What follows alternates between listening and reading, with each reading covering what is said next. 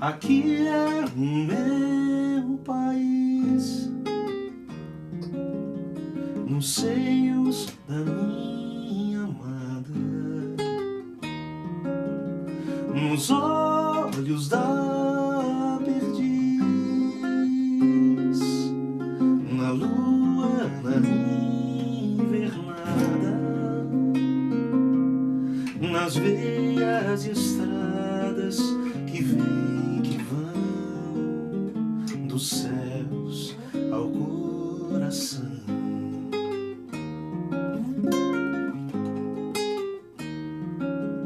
Aqui é o meu país,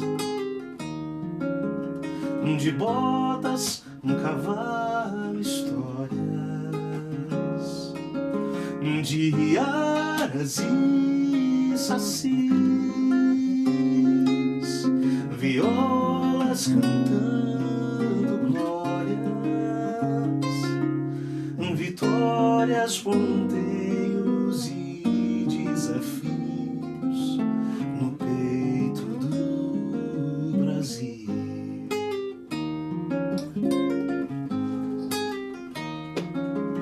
Me diz como ser feliz em outro lugar.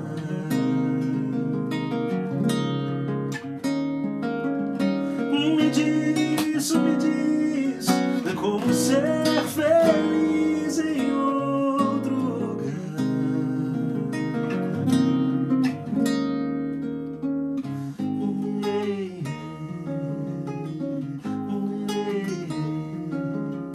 Aqui é o meu país,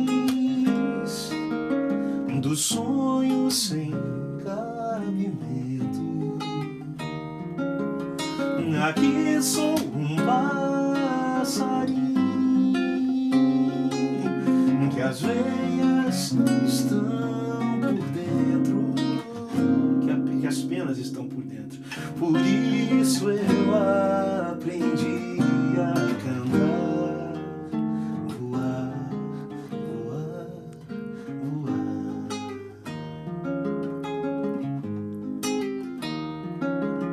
Me diz como ser feliz em outro lugar.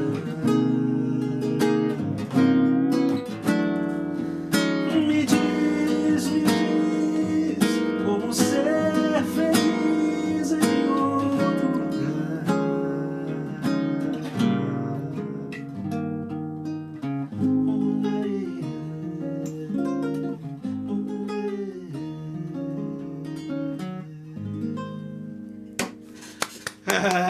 Gente querida, quarta-feira eu começo com esta obra-prima do Ivan Lins. Nossa, começo aqui com um convidado que eu, bicho, não sei o que dizer do Ed, eu conheço o Ed há tanto tempo. Vou dizer o seguinte, cara, você é meu amigo. 1985. Eu falo isso pro meu cachorro também, você sabe. Eu chego em casa, pergunto a minha esposa, abraço, ele fala, meu amigo, né? Só que é um amigo mais recente. Vou chamar você não é cachorro, né, Ed? Pelo amor de Deus, né, cara? Não, mas a cachorrada vai bem também. É mesmo? A cachorrada vai bem. Você tem cachorro? É uma grande frustração da minha vida não ter um cachorro. Eu não tinha. Eu queria ter um cachorro grande assim pra dar tapa nele, segurar na boca e sacudir. Eu tenho um Golden Retriever que é maravilhoso. o cara. Seria um labrador, um Golden. Esse outro dia eu tava aqui tomando café, eu vi um Golden.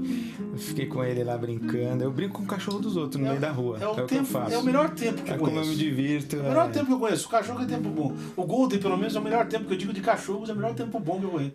E eu falei assim, agora eu vou falar de novo. Eu já chamei você de cachorro por tabela. Quase.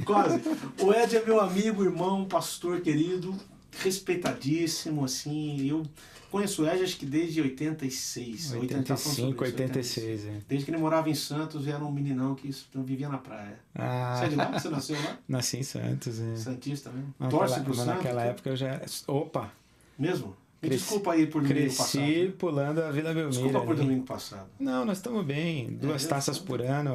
É para a nossa média. Ponte Preta deu uma massacrada. A nossa média é 2 taças por ano. É o que a gente está mantendo. A minha média da minha Ponte Preta é o seguinte. Minha Ponte Preta é tetra vice-campeã. Pô, demais. Todo mundo diz que o esconderijo do Bin Laden é lá. Não existe. Ninguém sabe. Agora já morreu, né? Então, mas você é santista nascido de berço. Você nasci em Santos, me criei em Santos. Família também?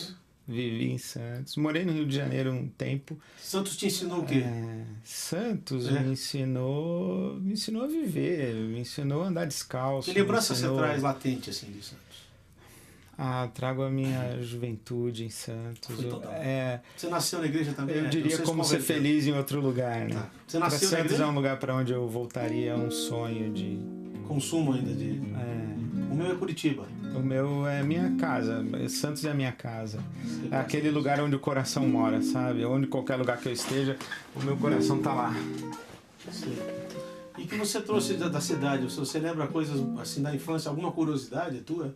O que marcou a tua infância? Você tem irmãos, obviamente. Tem irmãos. A minha infância foi muito conturbada, né? Até os 10 anos eu cresci num orfanato junto com a minha avó. Sim. Minha mãe trabalhava, meu pai faleceu, eu era bem pequeno, eu tinha 2 anos de idade. Depois dos 10 aos 15 eu morei no Rio de Janeiro. E dos 15... Capital mesmo? Rio de Janeiro, bem Zona Norte, né? Coelho Neto, perto de Acari. Já fui cantar numa igreja presbiteriana. Coelho Neto. E a favela de Acari, onde tinha a Formiplac, que virou a Fábrica de Esperança.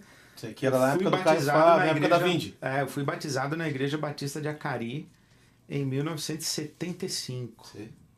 Dizem que o funk tem o movimento funk lá tem uma força muito grande. Não começou, mas em Acari tem muita música de funk que fala de Acari, né? Então, quando eu morava lá era o lugar mais violento. Você foi com família pra lá? Fui com a minha mãe e minha irmã. Lá nasceu meu irmão.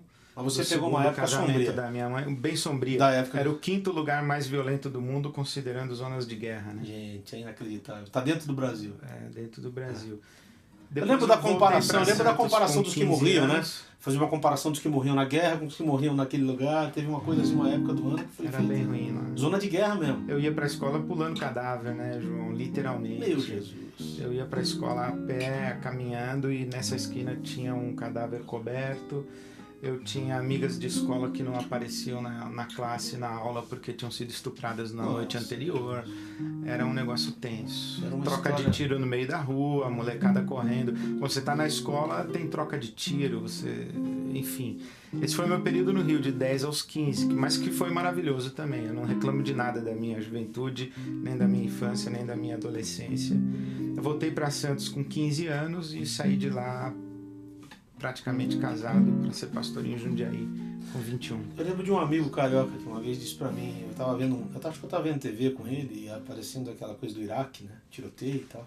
Falei, cara, imagina viver num lugar assim, cara. Todo dia você ouve tiro, gente morta. Não precisa imaginar, eu vivo no lugar. Você chegou onde eu ia chegar, você já cantou. O cara falou, bicho, aí, malandro, eu já vivi num lugar desse jeito. Aí, mano, eu e meu colega, né? Meu colega lá do Rio. Então você não fala. Como é que você nunca puxou o sotaque carioca? Mesmo sendo santista.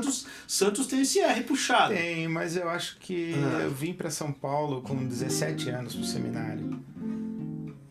Tô aqui há 30 anos, 30 e poucos, então acho que ficou mais pra cá, sei lá. Você puxou mais pra cá. A gente se conheceu, você ainda era menino, depois você ficou um tempo em Jundiaí também, que você me contou. Você 2 anos. Na Igreja Batista 87 e 88. Isso aqui não é uma entrevista policial, viu, Ed? Eu só tô perguntando por curiosidade mesmo. Então, então, eu me lembro do Milad, eu era um menino também, né? Éramos meninos, como você continua um menino, né? O Milad foi um sonho, né? O Shoy tá pedindo o seguinte pra você, ficar menos deitado pra direita. Isso, por causa da câmera aqui, ele tem que filmar o teu rosto, senão você sai fora. Eu tinha que ficar pro lado de cá, Shoy. Então, melhorou aí, Shoy. Se melhorou, você fala aí. Então, você acha que o Brasil ainda é o sonho do país dos sonhos sem cabimento? Eu tô perguntando já e afirmando, né? O cara falou pra mim, não faça isso, mas eu já tô fazendo. A gente ainda tem alguns sonhos nossos que tem... Vamos fazer o contrário. Tem alguns sonhos com cabimento ou a gente ainda sonha coisas além? Talvez seja uma contradição de termos, né? Sonhos com cabimento. Sim. Todo sonho não tem cabimento. Esse talvez seja a melhor definição de utopia, né? A utopia é aquilo que não cabe em lugar nenhum. Sim. Então, sonho por definição não tem cabimento. E é isso que faz a gente andar, né? Essa é a definição do Eduardo Galeano, né? Para que serve a utopia? Para a gente andar. Porque você dá um passo, a utopia dá mais um passo, né? Você dá um passo, ela dá mais um passo. Você nunca vai chegar. Você nunca alcança. Então, para que serve ela? Para fazer você continuar dando passos. Fazer você continuar a andar. Então, eu acho que nenhum sonho tem cabimento. Você acha que o chamado horizonte utópico do ser humano é a utopia mesmo? O horizonte, esse negócio chamado de horizonte, é isso aí. A gente tem que almejar a utopia, embora ela nunca aconteça.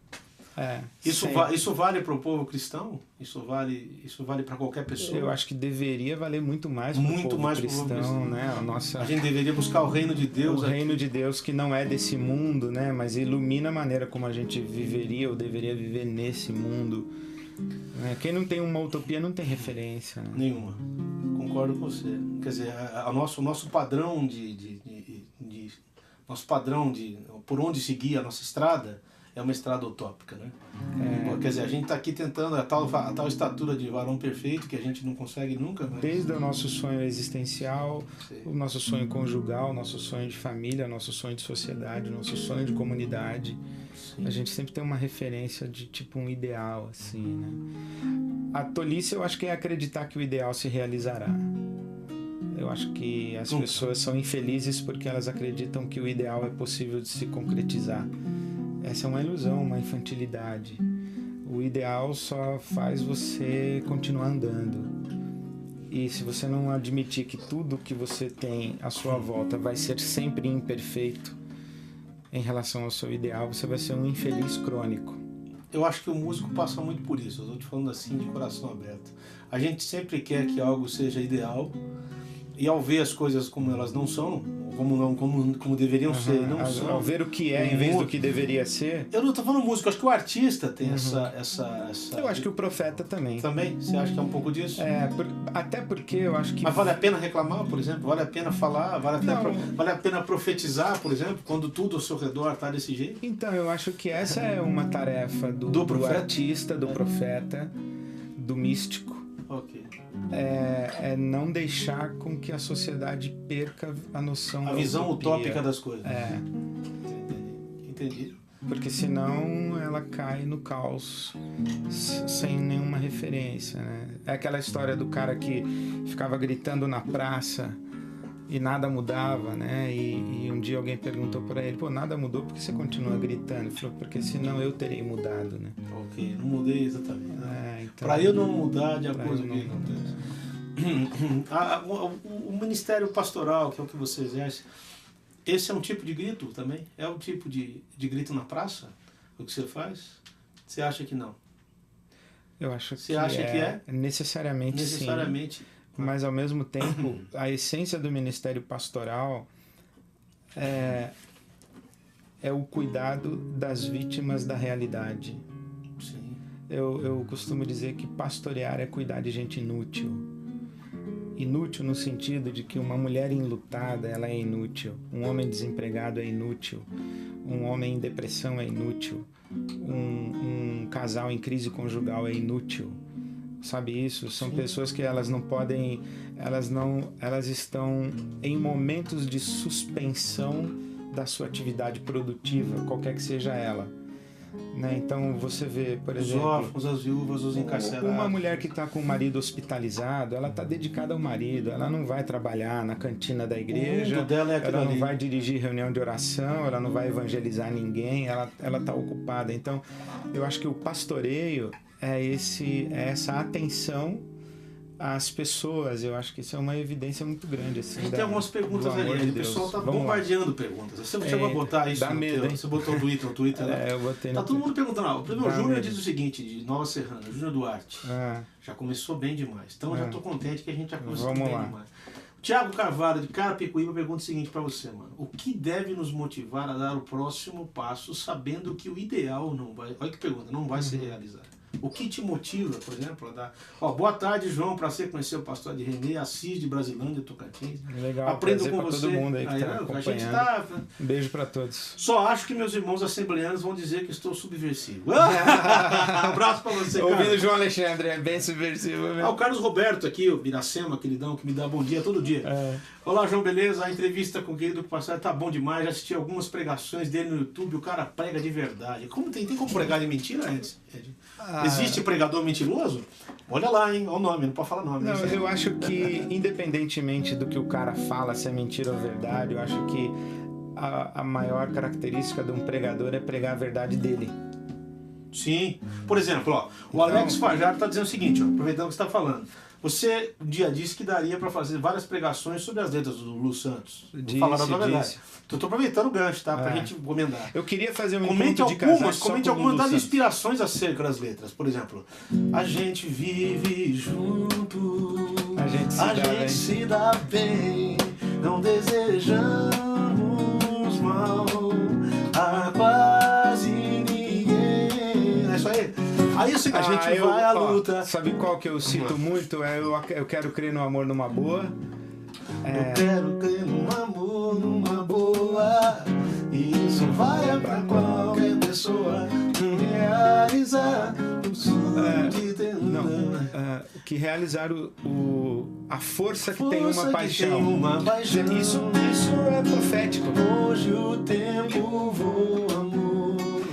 A outra, não leva o personagem pra cama, pode acabar sendo fatal. Vamos então deixar combinado. Eu sempre achei o Lulu um cara profético. No sentido que eu também sempre achei. E se a gente pegar, eu queria fazer um retiro de casais só com o Lulu Santos. Já vou mandar uma mensagem ofensiva pra gente. Espero que alguém vai ofender a gente já. Porque como assim, Lulu um cara profético? Lulu é o Ed, Lulu é o João Nunes. Mas eu falo que aquela mula de Balaão foi a mais profética que eu conheci até hoje. Eu não sei se sabe uma coisa que eu aprendi no seminário, João, que meu professor me falou, nunca mais esqueci, isso foi o grande álibi da minha vida, né? Que tudo que está na Bíblia é verdade, mas nem tudo que é verdade está na Bíblia. Sim, Jesus mesmo disse isso. Perdão, João disse isso. Se fosse escrever tudo que Jesus falou, não caberia em todos os livros. Então tem muita coisa que, entendeu? Acho que existe um bom senso e uma sabedoria universal que não é... A gente não tem um monopólio da verdade, da revelação. Não, porque a própria Bíblia diz que a vereda do justo é como a luz da aurora, né? Ela vai brilhando mais e mais. Então, cada um tem um pedaço da luz da verdade. Eu também creio nisso, no que você está falando. Embora todas as coisas sejam, como disse o Paulinho Nazaré, querido, Paulinho Nazaré, que é genro do Ricardo Agreste, tem uma música dele que fala assim, tudo que a gente... Paulinho Nazaré, João Paulinho dele tivesse, fiz um programa com ele já. Uma letra dele diz assim, tudo que a gente mais deseja, olha só a letra, mesmo sem saber muito bem do que se trata, tudo que é sorriso de felicidade, tudo nasce no mesmo lugar. Então, ele não falou Deus, ele não falou mesmo, entendeu? Então eu acho também que a gente tem como ver. Agora, você acha, tá voltando ao pregador, eu tô emendando tudo, tá? Tentando fazer uma... Vamos lá. Você acha que a verdade do pregador ela não é muito subjetiva? Por exemplo, o cara vai Mas falar... toda verdade é subjetiva. Ok. É uma arrogância moderna achar que a gente sabe a verdade. Eu vi você falando sobre pós-modernismo no encontro de casais, você falou sobre isso. Até porque, para nós cristãos, a verdade é uma pessoa, não é um conceito. Sim. Então, quem quiser reduzir Deus ou a verdade a um conceito... Né? Aliás, hoje mesmo, não sei onde eu estava lendo, toda a versão de Deus é autobiográfica. Você compreende Deus, você percebe Deus a partir da sua vivência. Então você pega, por exemplo, o Abraão, ele tá com o cutelo assim, o Isaac tá assim, né? Então, se o Isaac está com o cajado, se você perguntar para Abraão como é Deus e perguntar para Isaac como é Deus, são percepções completamente diferentes. Por isso que os rabinos falam que é o Deus de Abraão, o Deus de Isaac e o Deus de Jacó. Cada um teve a sua visão sobre Deus. Não é o Deus de Abraão, de Isaac e de Jacó. É o Deus de Abraão, o Deus de Isaac e o Deus de Jacó. São três deuses diferentes, embora sejam o mesmo Deus. Então, porque cada um... Então, eu acho que toda a verdade é subjetiva. Vou pegar uma música aqui que o Edilson Botelho traduziu, que você conhece com certeza. Deus, somente Deus, criou o mundo e o que nele há. O ser que pode pode respirar, existe para mostrar a glória do Senhor. Deus, somente Deus, os seus mistérios pode revelar, os seus desígnios quem jamais um dia conheceu, pois Deus somente é Deus,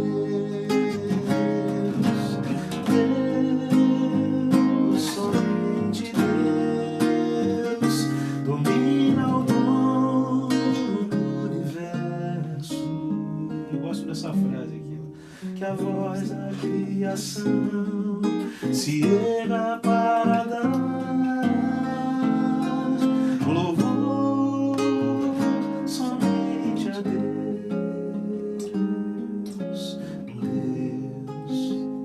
somente Deus, eternamente em nós há de inspirar a alegria de adorar, desejo de exaltar a Deus, somente a Deus, somente Deus domina o trono do universo, que a voz da criação se erga para dar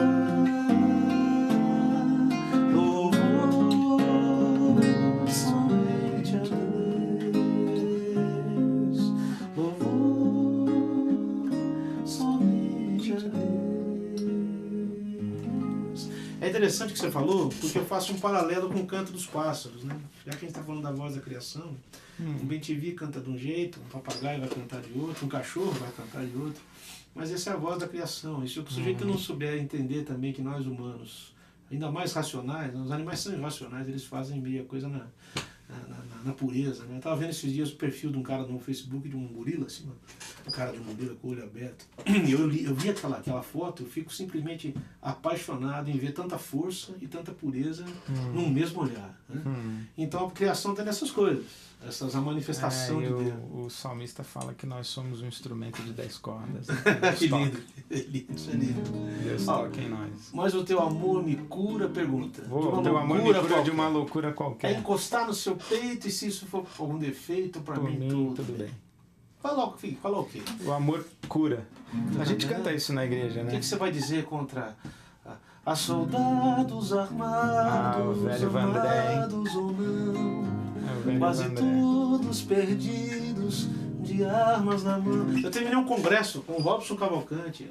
Cantando essa música. Cantando, que era o seguinte, o congresso era um jovem cristão numa sociedade não cristã. Eu não achei outra música melhor.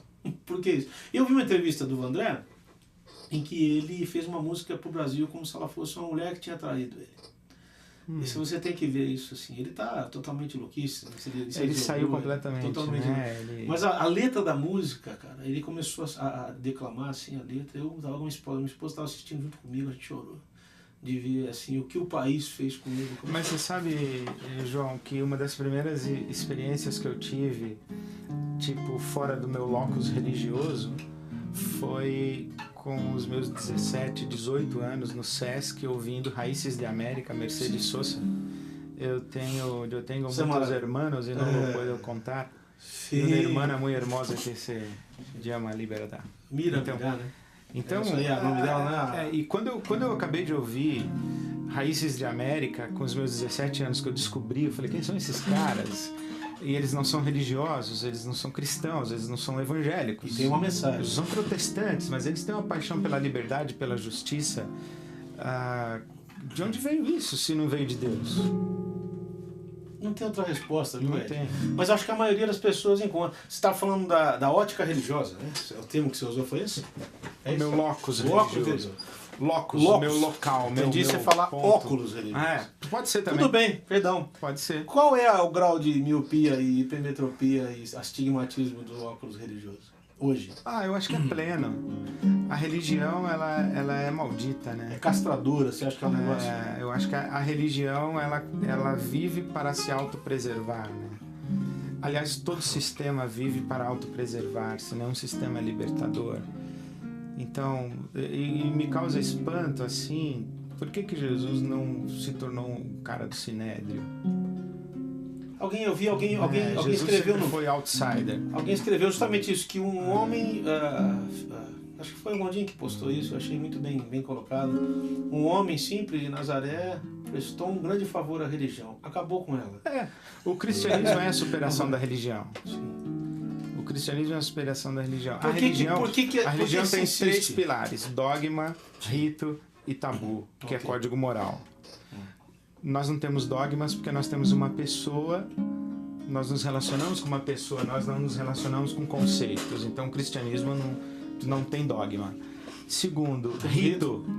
Não tem rito, porque não é nesse monte, nem em Jerusalém, nem no templo, é em espírito e em verdade. Não tem rito. Samaritana ele faz isso, né? Ele fala disso. E não tem tabu, porque no amor não existe lei. A religião cristã, o amor está acima da lei e da moral. Hoje eu tuitei que o evangelho não é uma nova moral, é uma nova consciência. E então o cristianismo, o movimento de Jesus não se enquadra nas categorias da religião. Sim. Então acho que eu falo isso muito tranquilo porque eu sou um profissional da religião, sou um pastor evangélico que serve. A pergunta que segue ali agora para você, a partir de uma instituição religiosa, e pergunta que alguém fez ali: quem foi a pessoa que mais te influenciou na tua caminhada como pastor, como um profissional da religião? Sem dúvida alguma, o Caio Fábio de Araújo Filho. Foi a pessoa que mais te influenciou? Eu diria que ter ouvido e convivido com o Caio dos meus 18 aos 30 fez toda a diferença, não só no homem que eu sou, no cristão que eu sou, no pastor que eu sou. Ninguém me influenciou tanto quanto o Caio.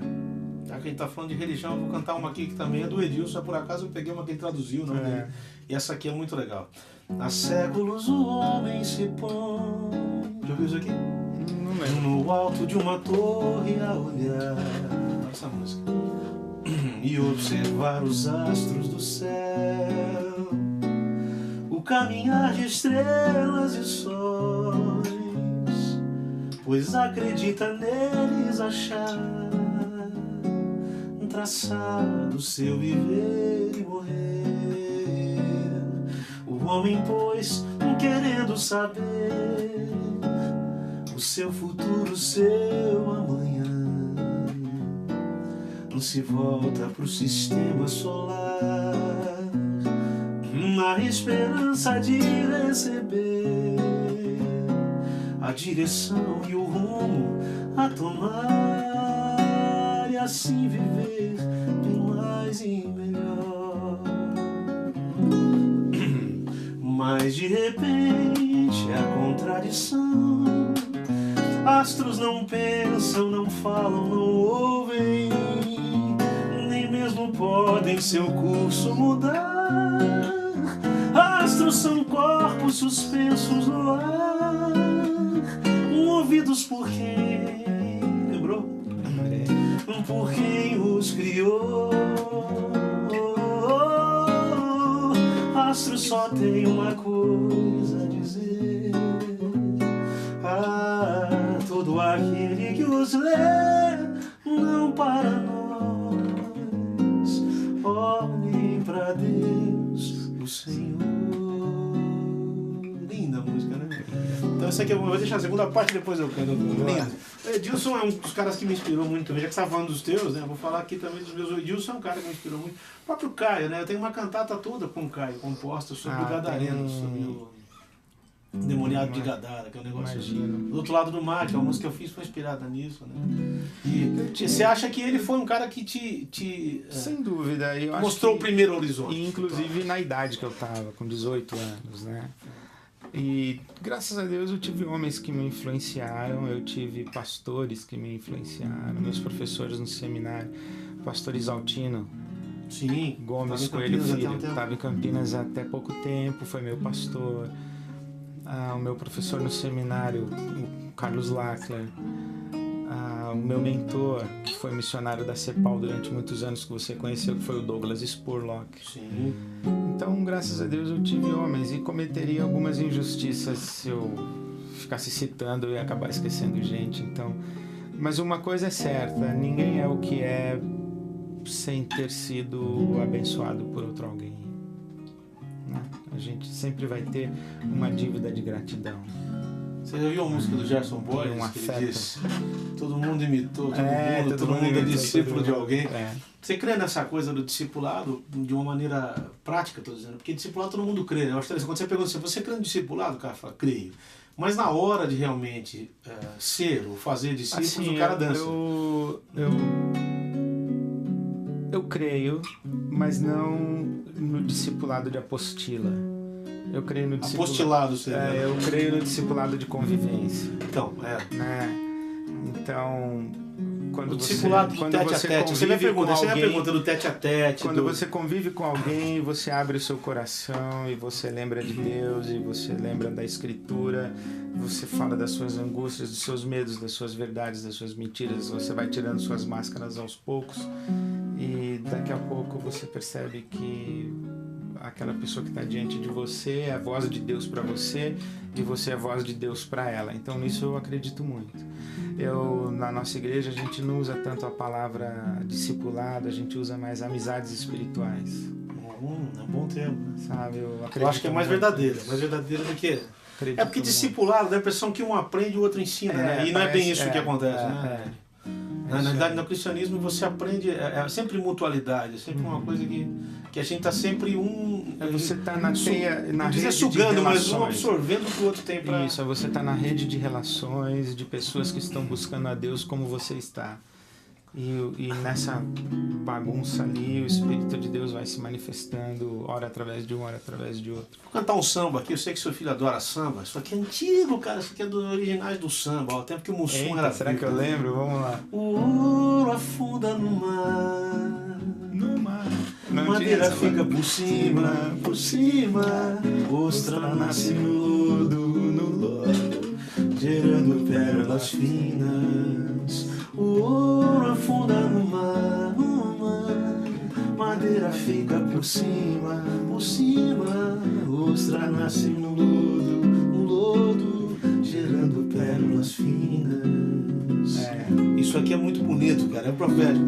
Não queria ser o mar, me bastava a fonte, muito menos ser a rosa, simplesmente o espinho. Não queria ser caminho, porém o atalho, muito menos ser a chuva, apenas o orvalho. Não queria ser o dia, só a alvorada, muito menos ser o campo, me bastava o grão. Não queria ser a vida, porém um momento, muito menos ser concerto, apenas a canção. O ouro afunda no mar, madeira fica por cima, ostra nasce no lodo, gerando pérolas finas. Você acha que a turma está buscando sempre ao contrário disso aqui? As pessoas querem elas querem ser o mar, né? Elas não querem ser a madeira, querem ser o ouro. Essa troca de discipulado que você está falando não impõe às vezes que uma pessoa tenha mais a dar do que a outra?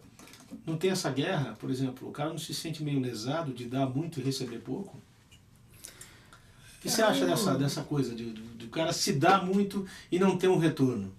Porque tem gente que fala isso, não, cara, me dei tanto pra fulano. Eu acho que quem se dá não pensa em retorno. Não quer isso. É business, né? Quando eu penso em retorno é business, não é dádiva.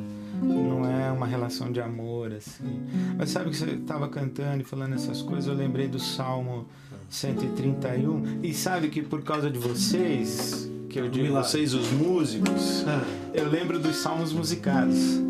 Então. Eu lembro de canções quando eu lembro dos salmos. Entendi. É a maneira que você achou para guardar. Que é o Salmo 131, meu coração não é soberbo, não procuro em... Senhor, meu coração não se elevou, isso, nem meus olhos levantaram Nelson gravou isso. Não me exercito em grandes assuntos e nem coisas, né?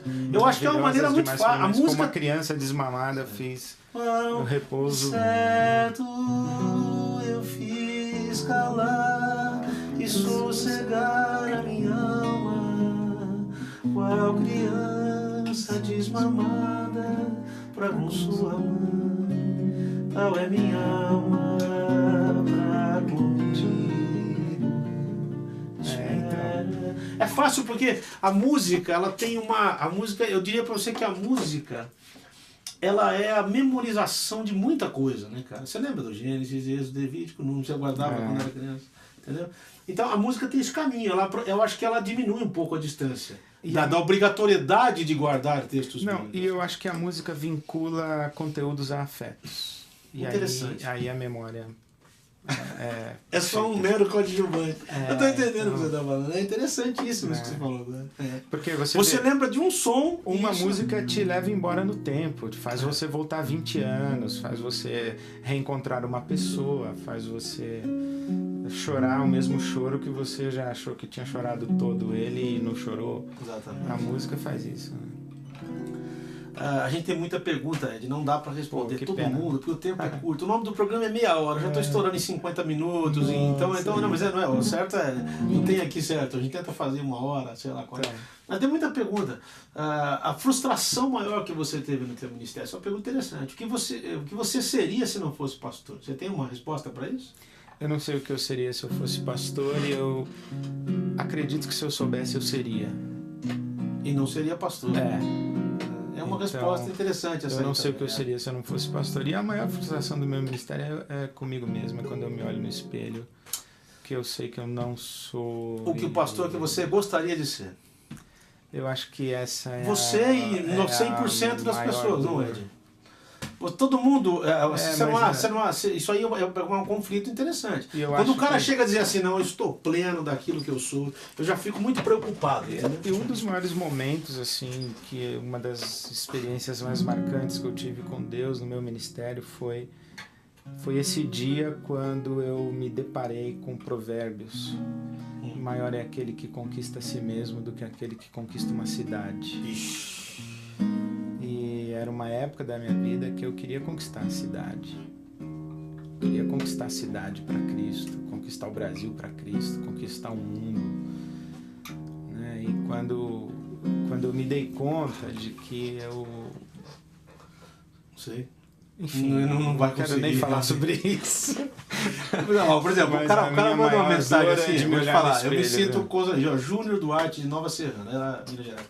Pergunta assim, João, você é muito conhecido aqui em Nova Serrana, tem uma galerinha aqui que vai estar com você na 8ª Presbiteriana. Olha que legal. Você é nosso orgulho. É duro ler um negócio dele, porque eu falo o seguinte, você vai concordar comigo, a noção de quem você não é, perto do que as pessoas pensam que você é um conflito muito grande.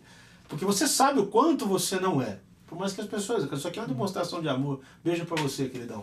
Mas a noção do que você gostaria de ser e as pessoas já pensam que você é muito difícil. Né? Você acha que, por exemplo...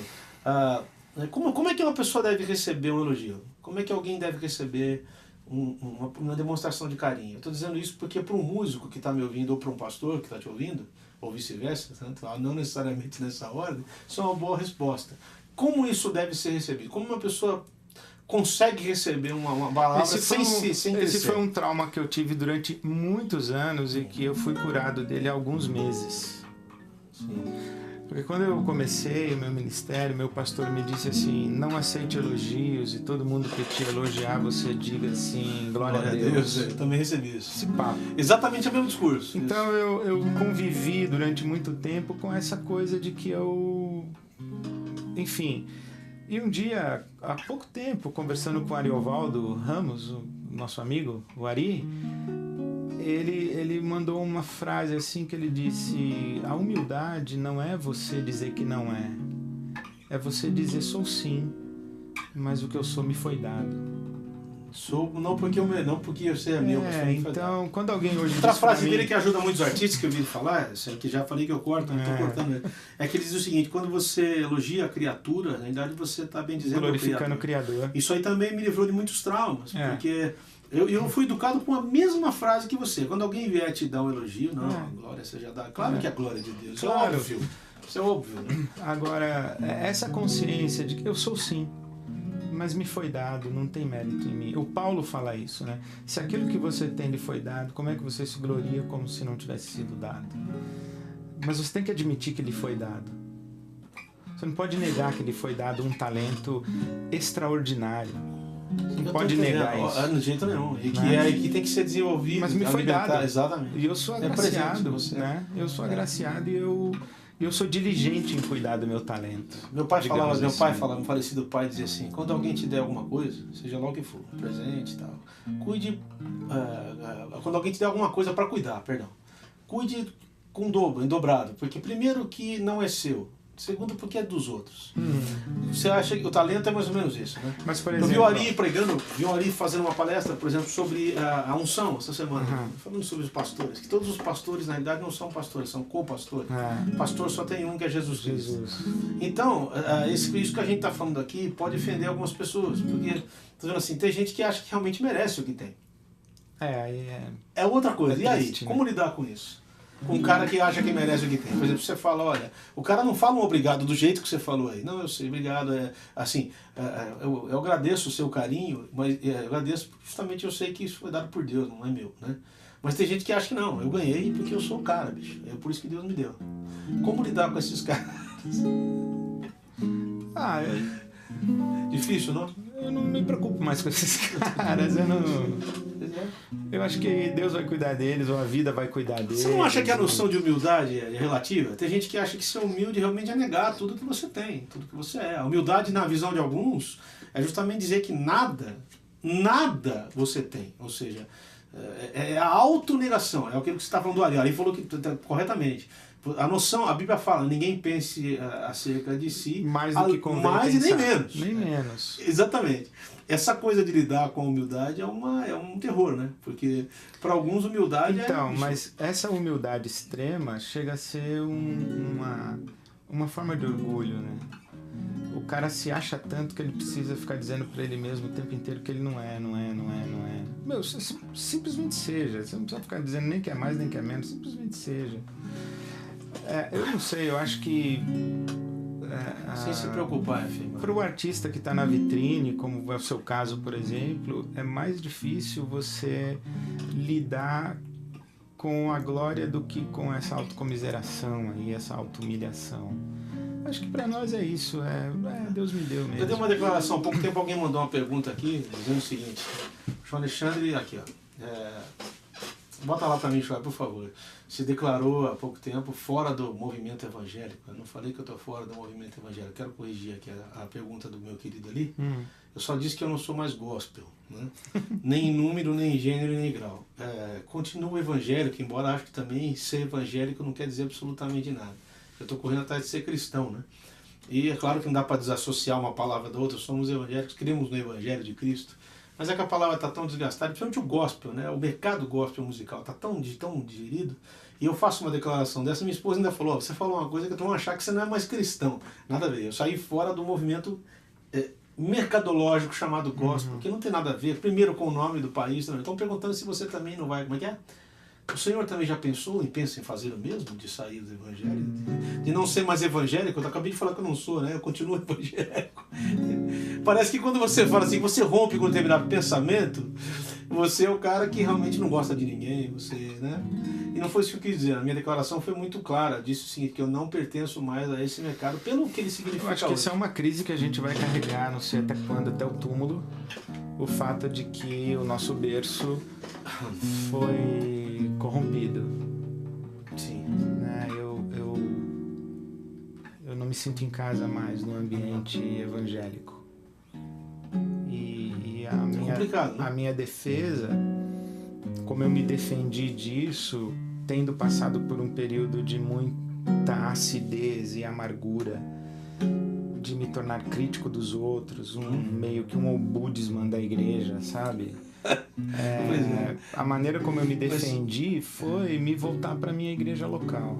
Foi o que você fez. Foi o que eu fiz. Tudo o que eu falo hoje, eu falo para uma comunidade chamada Igreja Batista de Água Branca. Foi o caminho que você encontrou. Se o que eu falo para o meu auditório, para a minha comunidade, para as pessoas que convivem comigo, conhecem a minha mulher, os meus filhos, os meus hábitos, o meu estilo de vida, o meu padrão de vida, se as pessoas que conhecem o meu caráter, a minha história, que me ouvem dominicalmente, é para elas que eu devo satisfação. Se o que eu faço ali repercute em algum outro lugar, graças a Deus, mas eu não estou preocupado em repercutir em lugar nenhum. Sim.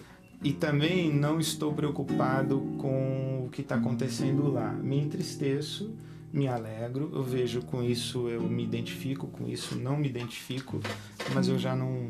De vez em quando tenho umas recaídas, porque não é fácil. Mas acho que a minha defesa foi me recolher à minha comunidade local. Eu estou deixando de identificar os que estão mandando as perguntas, peço desculpa aqui, tem o nome do cara ali, eu não li o nome, só li a pergunta, me perdoa, falha de um apresentador babaca como eu, que não sei fazer entrevistar ninguém. Walter Serafim de Brasília, vamos começar direito. O evangelho no Brasil é profundo nas emoções e raso nas ações. Você concorda com isso? Então, essa eu acho que o perigo das generalizações. De que evangelho se está falando? Sim. Né, do evangelho do Marcelo Rossi, do Silas Malafaia, do Valdemiro Santiago, do Leonardo Boff, do Frei Beto. É do evangelho do Ricardo Gondinha, do Caio Fábio. É o evangelho do pastor da Assembleia de Deus na periferia de São Paulo, do irmão metodista na periferia trabalhando no lixão lá em Campinas. De que evangelho nós estamos falando? Entende isso? Então, o que eu acho é que existem milhares e centenas de comunidades cristãs locais e alguns segmentos religiosos ganharam visibilidade na mídia e se toma essa parte pelo todo. Então, quando a gente quiser criticar o evangelho que está na televisão, ele é assim assado, o evangelho do movimento gospel é assim assado, mas que evangelho, que segmento? E assim, eu me retirei completamente. É impressionante que eu sou convidado para pregar em alguns lugares e que os pastores, eles têm essa mania de dizer assim, ó, você vem aqui e na noite que você vai pregar, vai o artista, né, o cantor ou a banda é tal. Eu não faço a menor ideia de quem seja. Mas eu sinto que o cara tá falando do tipo, ó, essa banda aqui é top, eu vou te colocar para pregar na mesma noite do artista tal, entendeu? Exato. Que é para dizer, ó, olha como você é importante. E eu não sei de quem ele tá falando. Comigo acontece o oposto. Né? O cara quando me chama dizendo que a igreja dele crê nisso. E que, já que eu falo da banda para você, para mim é o contrário. Falam do cara que vai pregar. Do cara que vai pregar. Olha, fulano de você tal. Vem aqui no dia que é o Dr. Shed. Aí você fala, pô, então eu tô bem na fita. Mas eu sempre fico com raiva, principalmente for o Shed, né? Eu sempre digo quando o Shed prega, ninguém deve fazer mais nada. Tem que ouvir o Shed e ficar sentado lá. Em silêncio. Eu já fui em eventos onde o Shed fez parte de umas 7 ou 8 coisas na mesma noite. Então, o Shed teve 10 minutos. Eu acho um absurdo, né?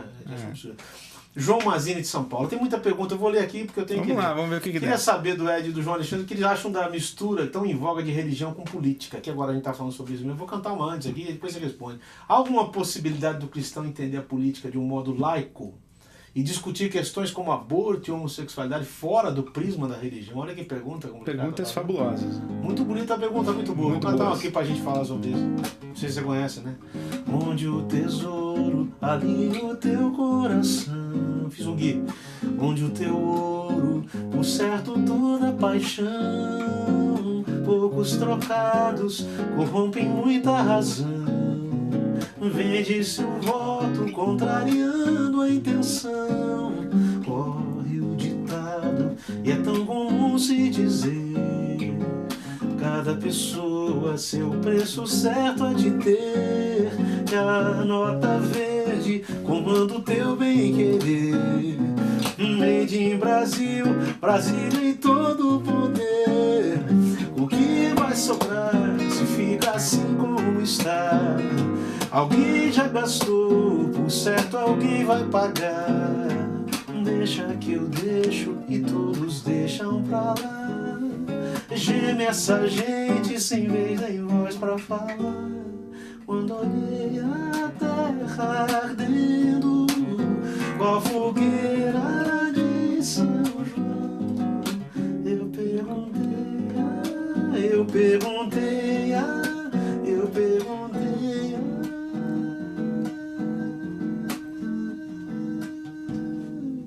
Falando sobre isso, aqui é do Gui. O Gui é o meu... Você teve os seus mestres, eu tenho que falar que o Guilherme Kerr foi o meu grande mestre, meu mentor, assim, o cara que me direcionou a buscar a biblicidade, a buscar a concordância correta, né? A gente estava comentando aqui antes de começar o programa que muitas pessoas no Facebook escrevem mais no lugar de mas. Né? Eu gosto de você, mas eu acho... quer dizer, é simples, horrível, né, cara? É horrível. Então, assim, a gente tem que pôr... Nossa língua já é uma língua complicada. Uma vez eu vi um cara cantando Os Vidros do Ipiranga em artes plásticas. Meteram o pau na Vanusa, velho. Não, meteram o pau na Vanusa, não meteram? Mas os vidros do Ipiranga... Em artes plásticas... Não, o cara... Pessoal, você lembra quando aconteceu? Você lembra do episódio da Vanusa? Foram pra rua, não teve 3. Não conseguiram 3 pessoas cantaram que passassem... hino, certo. Na primeira estrofe, Ed. Vamos lá. O que você acha? Eu vi um vídeo interessante, te recomendo, mano. Um vídeo também do Ari falando sobre política e religião. Muito legal, vale a pena. Mas o que você acha disso? Bom, eu acho que religião e política são... igual futebol? Não. Eu acho que são realidades indissociáveis. É impossível não misturar religião com política. Aliás, o Desmond Tutu falou isso. Nada mais político do que dizer que religião não tem nada a ver com política. Gostei da frase. Né? Aliás, ele tem umas frases de ouro. E os grandes caras que fizeram aí a nossa cabeça foram... e que afetaram e abalaram o mundo recente, foram caras com motivações religiosas. Você não pode negar que Martin Luther King foi um religioso, era pastor.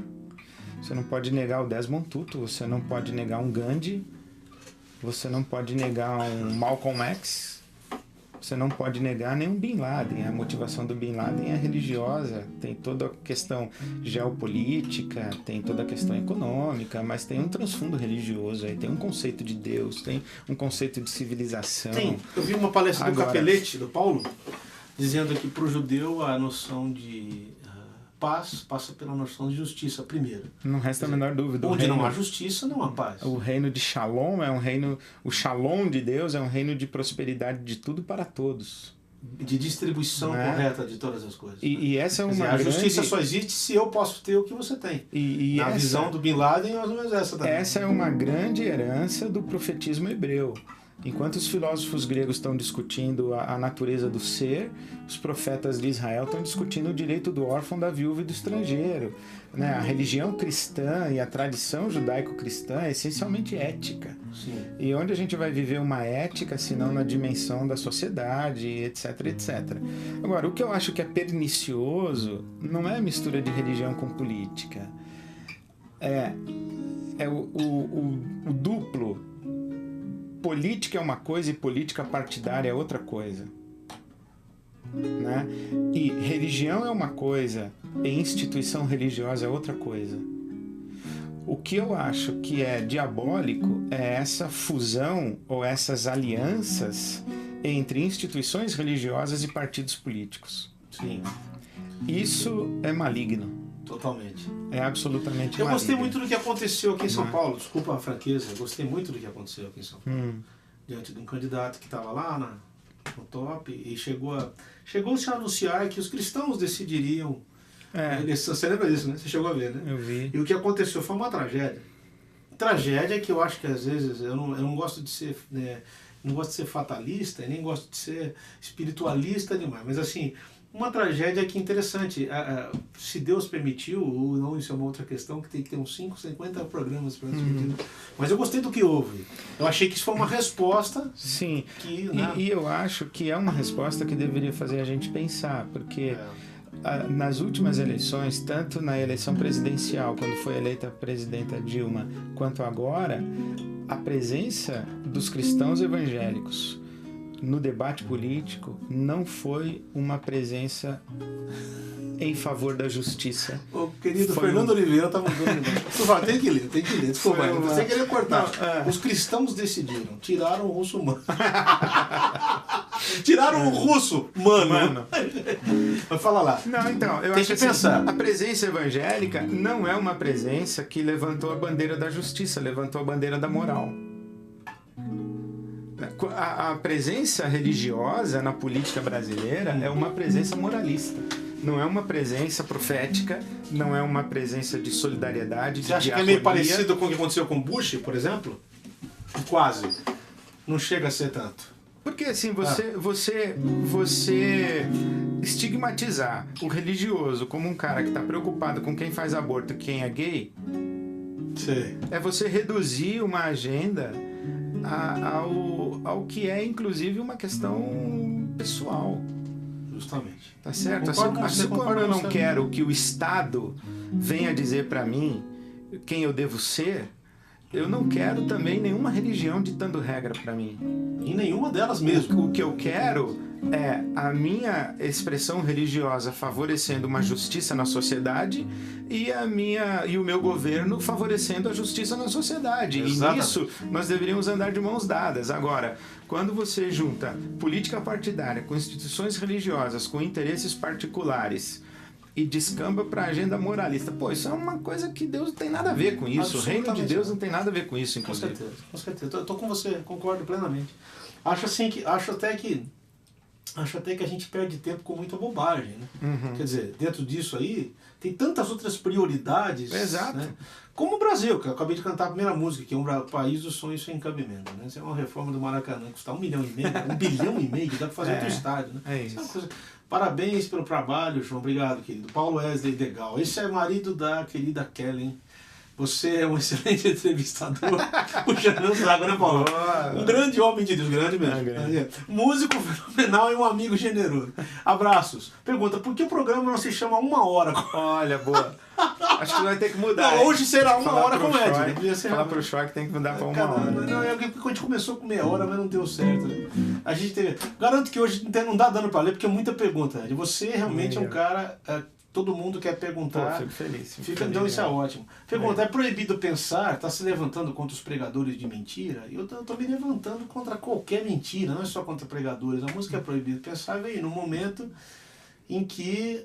eu vou falar o que eu penso, porque o Ed é o entrevistado, mas se você pensa, ninguém te enrola. Se você não pensa, alguém pensará por você e te levará, te escravizará. Claro. Então, pensar liberta. Né? Acho que Lutero disse que a única coisa que nos difere dos outros seres vivos é o pensamento. E a gente insiste em deixar para lá essa coisa. E a Bíblia tem vários trechos, né, querida? Amar a Deus de todo o coração, toda alma com todo o seu entendimento. A Bíblia fala, meu povo padece porque falta entendimento. Você acha que o incentivo ao pensamento torna alguém... como é que fala? Quando alguém assim, é pensador, torna alguém... Quando o cara fala em pensar, incentiva alguém a pensar, ele está querendo se tornar um intelectual, por exemplo? Porque é isso ele aí. Tá querendo ser humano, né? Como não, mas diz. eu digo pra você. Eu fiz uma música dizendo isso. Como o John Stott falou, crer é também pensar. Mas tem gente que prega ao contrário. Não pense, creia. O protestantismo, ele é, por essência, uma versão religiosa que exige o pensamento. Por quê? Porque o protestantismo é a religião do livro. O protestantismo diz que Deus escreveu um livro. E nasceu o protesto nasceu daí. Então, e esse livro era lido por um livro, ele partiu do princípio que ele quis se comunicar conosco em categorias racionais. Lembrando que 31 agora é o dia da reforma, né? 31 de outubro. Vou estar lá em Belo Horizonte com o Jeremias Pereira. Então veja bem, a verdade transcende a razão, mas não prescinde da razão. De jeito nenhum. Tá certo? Então interessante. Agora, por exemplo, existe essa coisa, né? Se você pensar demais, você não tem fé. O que você diz sobre isso? Quem afirma um negócio desse, como eu já vi muita gente afirmando, a fé não é uma coisa que exige o teu pensamento. Fé é fé. Ou você não tem, ou você tem. Quer dizer, não tem a ver com o pensamento. Mas o que você responde para o cara? É interessante que somente seres racionais têm fé. Cachorro não tem fé. Galinha não tem fé. Somente seres racionais têm fé. Esse é o Ed René. Por isso que eu admiro o Ed. Já falei aqui no começo do programa que, além de um amigo, eu sou fã do Ed. Mandaram um abraço e perguntar qual é esse violão. Meu Deus, isso aqui tem de tudo. Cara. Esse é um violão de Giorgio que não pertence à minha, de uma igreja aqui pertinho.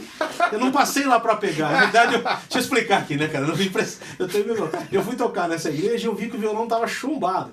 E aí o que aconteceu? Eu resolvi e falei pro cara... Restaurá-lo. Eu falei assim, eu vou levar pra um cara em Campinas que faz um serviço maravilhoso. Você tá vendo, o som dele é muito bom. É um de violãozinho fácil. E aí você restaurou e vai devolver na igreja. Vou devolver. Tá usando hoje aqui. Ele já me pagou, tá vendo? Pagou o serviço, né?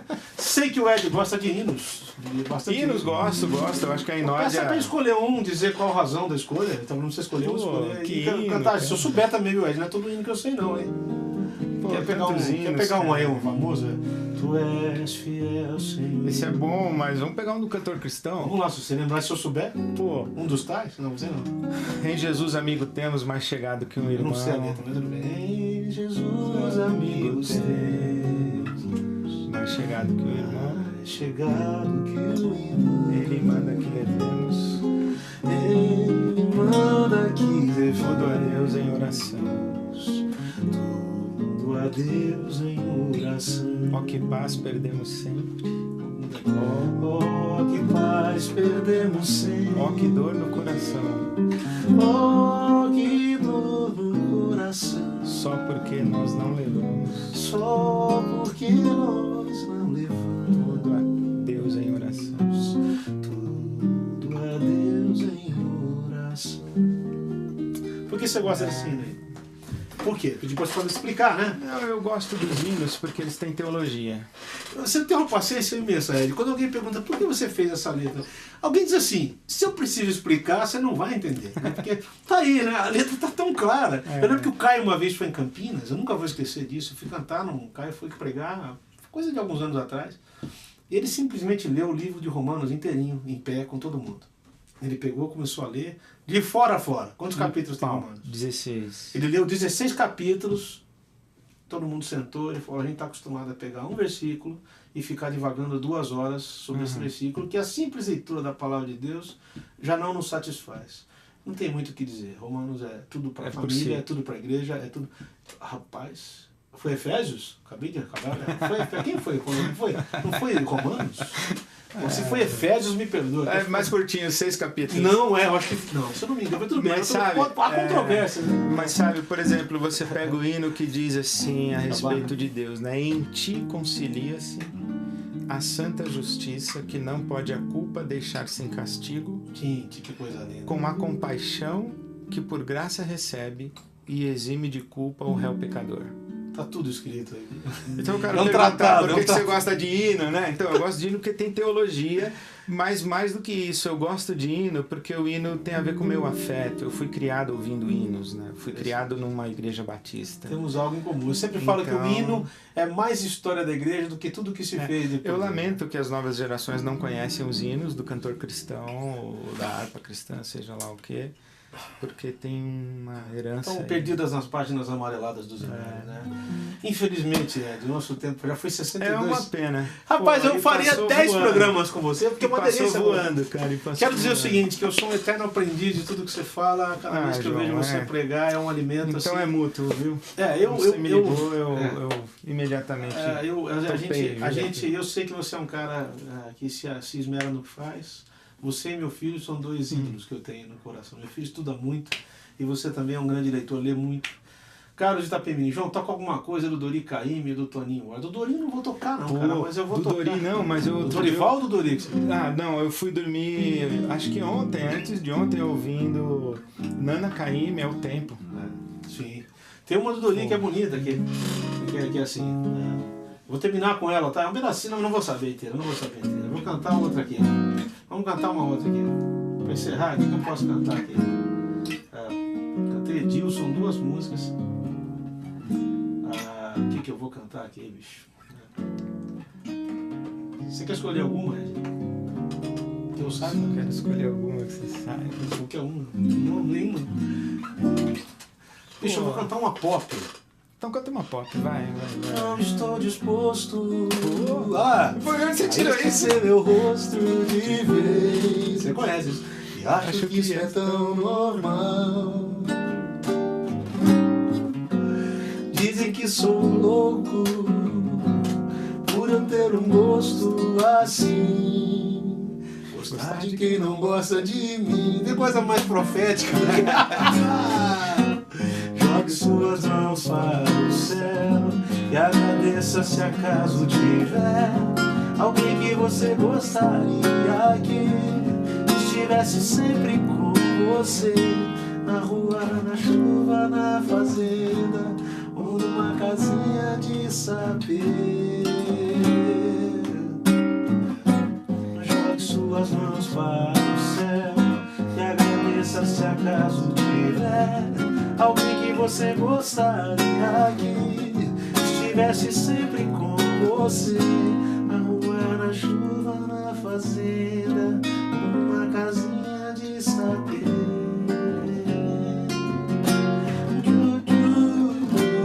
Isso é do nosso tempo lá e tá bonito. Gente, ó, prazer estar com vocês aqui nessa quarta. Tem uma outra música que eu podia cantar, mas não vou cantar. Aquela que tem tudo a ver com Deus, né? Você não vale nada, mas eu gosto de você. Mas eu tô mais com o Lulu, não desejamos mal a quase ninguém. Quase ninguém. Um abraço pra turma aí. Um beijo pra todo mundo. Beijão pra todo mundo. Obrigado pela quarta-feira com a gente. Valeu. Valeu.